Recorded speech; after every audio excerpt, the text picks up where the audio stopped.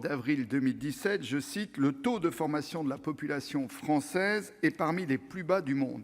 Pourtant, le citoyen est le premier maillon de la chaîne des secours. » D'après les chiffres de la Fédération française de cardiologie, dans la prise en charge immédiate, plus de 92% des arrêts cardiaques sont fatals.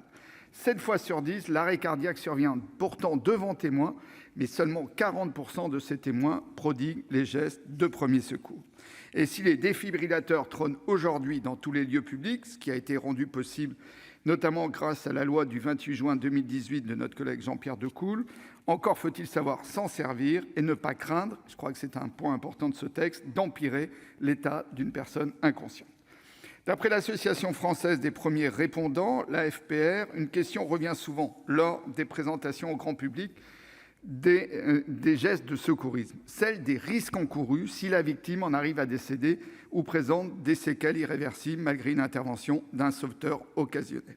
Ainsi, cette création du statut de citoyen sauveteur pour protéger juridiquement les personnes qui pratiquent les premiers secours, en particulier le massage cardiaque, en modelant un régime de responsabilité favorable à l'intervention, est donc une avancée importante, notamment pour favoriser leur initiative. Nous saluons sur ce point le travail de la commission des lois, qui en première lecture s'est attachée à garantir aux citoyens des instruments juridiques lisibles, fiables et robustes. Et l'Assemblée nationale a su reconnaître, pas tout, mais a su reconnaître ses apports en conservant une bonne partie. Donner un véritable statut à ces citoyens responsables, et comme Jean-Luc Fichet, je pense aussi que ce terme citoyen correspond tout à fait à l'esprit de cette loi, est donc bienvenu.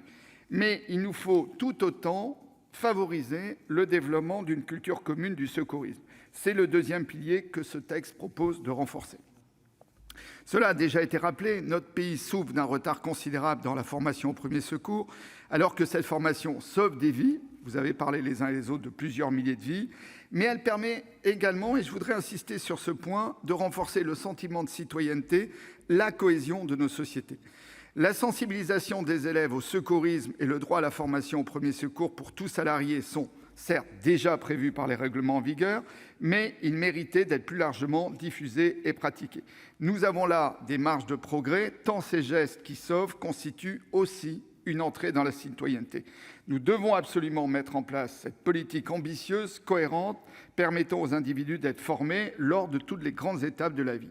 Il s'agit là d'un sujet fondamental pour l'ensemble de nos concitoyens, notamment pour ceux qui, déjà formés, et qui, par manque de pratique, finalement, l'oublient aussi et peuvent, derrière, ne plus se sentir en capacité d'effectuer les gestes qui sauvent. Donc, il y a à la fois la formation initiale, mais il y a aussi à le rappeler tout au long de la vie. Plus encore, l'apprentissage de ces gestes a vocation à faire partie intégrante du bloc de compétences citoyennes à définir pour développer le sens de la citoyenneté et la cohésion sociale. Je pense que ce savoir en capacité de sauver, et j'en suis vraiment profondément convaincu, est de nature à modifier notre rapport à l'autre, notre rapport au monde. Ce n'est pas pareil de savoir que celui qui est à côté de soi, on peut le sauver s'il est demain en détresse. Je suis plutôt souvent un spécialiste des questions climat et je me disais que finalement, derrière cette capacité de proximité à aider l'autre, il y a aussi la capacité de se poser des questions plus larges, de dire est-ce que mon impact sur le monde aide vraiment les autres, et que derrière ce fil du massage cardiaque se tirent aussi tous les fils d'une citoyenneté où on se sent plus largement responsable. Et je crois que c'est un apport assez important de ce texte, et je crois qu'on a vraiment une réflexion assez importante à mener avec l'éducation nationale pour un bloc de citoyenneté autour de l'éducation physique qui soit plus fort, plus cohérent et qui prépare les citoyens de demain. Et je crois vraiment que ce texte, à ce niveau-là, apporte des choses extrêmement importantes, en plus de sauver, vous l'avez dit les uns et les autres, plusieurs milliers de vies. Enfin, si l'engagement bienveillant, la responsabilité citoyenne est très importante, je tiens aussi à rappeler aujourd'hui, je crois que nous sommes dans l'actualité, qu'il est également essentiel de bénéficier de la présence d'un service public de santé de proximité à la hauteur des enjeux. Jean-Luc Fichet l'a dit aussi avant moi, on a tous à peu près les mêmes chiffres.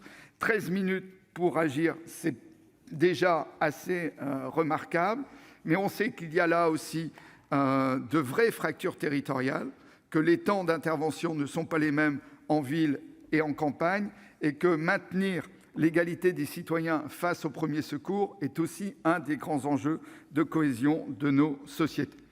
Vous l'aurez donc compris, cette proposition de loi est nécessaire en ce qu'elle répond à des enjeux majeurs de santé publique, de citoyenneté et de cohésion sociale. Et donc le groupe RDSE, bien évidemment, votera en faveur de ce texte. Je vous remercie. Merci, cher collègue. La parole est maintenant à M. Didier Rambaud pour le groupe La République En Marche pour 6 minutes également.